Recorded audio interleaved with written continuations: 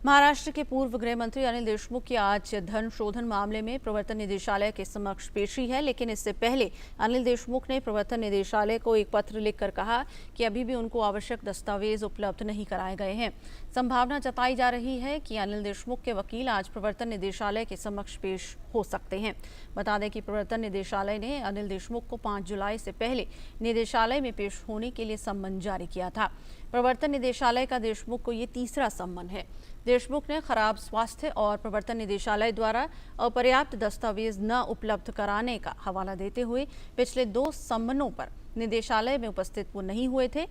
उनके 2 सहयोगी संजीव पलांडे और कुंदन शिंदे 6 जुलाई तक प्रवर्तन निदेशालय की हिरासत में हैं।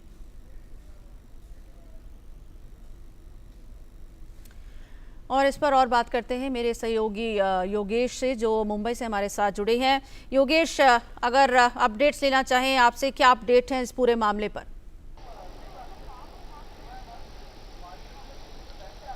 देखिए, ताज़ा अपडेट यही है कि अनिल देशमुख के वकील जो हैं इंद्रपाल सिंह, वो इस वक्त अभी अंदर दाखिल हुए हैं, जहां पे हमें प्रवर्तन निदेशालय के दफ्तर के बाहर वो अभी जो है अंदर गए हैं। हालांकि उन्होंने मीडिया से बात नहीं की। जब हम लोगों ने जानना चाहा कि क्या अनिल देशमुख आज आएंगे, तो उन्होंने इस पर कहा कि वो अभी अंदर से आएंगे तो फिर वो मीडिया से बात करेंगे। इससे पहले 26 जून और 29 जून ये 2 दिन जो उनको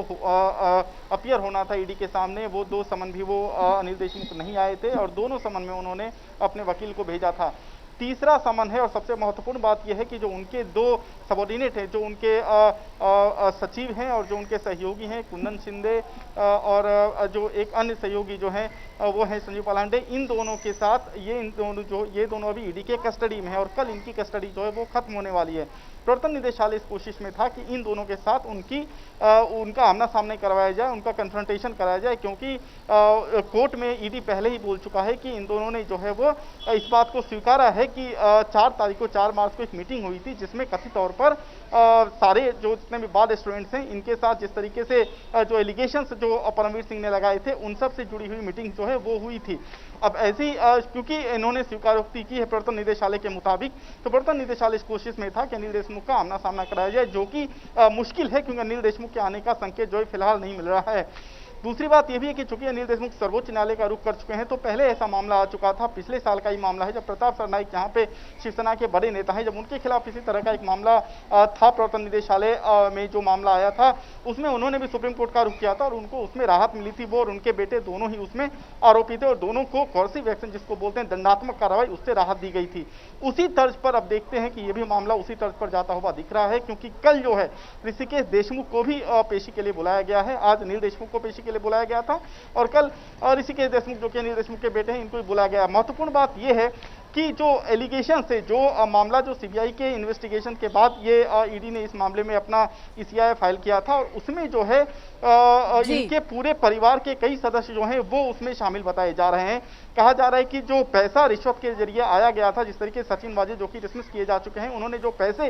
दिए थे कथित तौर पर, वो हवाला के जरिए दिल्ली होते हुए नागपुर के एक ट्रस्ट को गया था, जिसका स्वामित्व जो है वो देशमुख परिवार के पास था। और कई सारे ट्रेसेज जो हैं, ऐसे कई सारे मनी ट्रेल जो हैं वो ऑलरेडी ईडी प्रवर्तन निदेशालय के हाथों लग चुके हैं। तो ऐसे में निश्चित तौर पर जो सवाल होंगे वो गंभीर होंगे अनिल देशमुख के साथ। संभव ये भी है कि उनकी गिरफ्तारी भी हो सकती है। इन्हीं सबको देखते हुए जो है फिलहाल वो तीसरा समन है जिसमें अनिल देशमुख अभी हाजिर नहीं हुए हैं। दूसरी महत्वपूर्ण बात मैं आपको ये भी बता दूंगी, क्योंकि विधानसभा का सत्र जो है 2 दिन का वो यहाँ पे चल रहा है, तो एक अटकलें यह भी लगाई जा रही है कि क्योंकि पॉलिटिकल मोमेंटम बहुत ज़्यादा हिट ना हो, बहुत ज़्यादा जो है वो पीक पे ना आए, तो ये भी एक वजह बताई जा रही है कि अनिल देशमुख सामने अभी तक नहीं आए। हालांकि रहस्य अभी गरमाया हुआ है, क्योंकि आज दिन भर का समय है। अनिल देशमुख को अगर पेश होना है तो दिन में कभी भी हो सकते हैं, इसलिए मुझे लगता है कि थोड़ा इंतजार करना पड़ेगा उनकी पेशी को लेकर। हालांकि रहस्य जो है वो भी बरकरार है। जी योगेश, आपने एक पुराने मामले के साथ इस मामले को कंपेयर करके बताया है कि पहले भी ऐसा एक मामला हुआ था जिसमें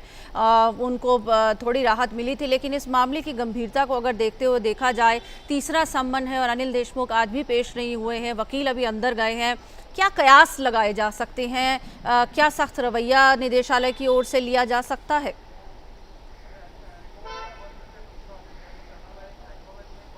देखिए, इसमें कोई शक नहीं है कि प्रवर्तन निदेशालय सख्त रवैया अपना सकता है,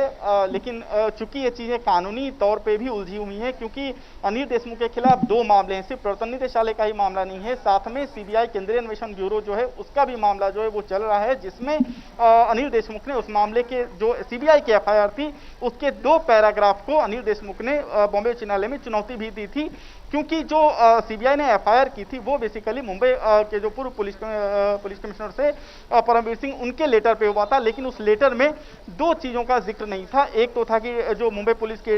तबादले होते हैं उसमें उनका अनड्यू इन्फ्लुएंस था, और दूसरा था कि सचिन वाजे को वापस नौकरी में लाने के लिए जो कथित तौर पर मांग की गई थी ये परमवीर सिंह के चिट्ठी में नहीं था, ये बाद में जब सचिन वाजे ने एनआईए कस्टडी में चिट्ठी लिखी थी ये उसमें था। और दूसरा जो मामला है फोन रिकॉर्डिंग का, ये दूसरा मामला है जो कि रश्मि शुक्ला जो सीनियर आईपीएस है उनके द्वारा ये मामला खोला गया था। तो बॉम्बे हाईकोर्ट का ये दिशा निर्देश था कथित तौर पर जो परमवीर सिंह की चिट्ठी है इसके आधार पर एफआईआर होगी। तो अनिल देशमुख ने यह चुनौती दी है कि चूंकि वो चिट्ठी में उन चीजों का जिक्र नहीं था इसीलिए एफआईआर का हिस्सा इसको नहीं बनाया जा सकता है। बॉम्बे उच्च न्यायालय में इसकी दलीलें खत्म हो चुकी है, जजमेंट कभी भी आ सकता है, जजमेंट को रिजर्व रखा गया है। अब ईडी का मामला यह है कि जो ईडी ने ईसीआईआर फाइल किया है वो सीबीआई के ही एफआईआर के तर्ज पे किया गया है। तो अनिल देशमुख ये कह रहे हैं कि क्योंकि सीबीआई का ये एफआईआर जो है वो बॉम्बे उच्च न्यायालय में लंबित है, उस पर सुनवाई अभी बाकी है, उस पर जो जजमेंट है वो बाकी है, तो ऐसे में जो है ईडी का जो मामला है वो सब जुडिस होने के कारण वो यहाँ पे पेश होने को लेकर मना अपना जो है इनकार कर रहे हैं।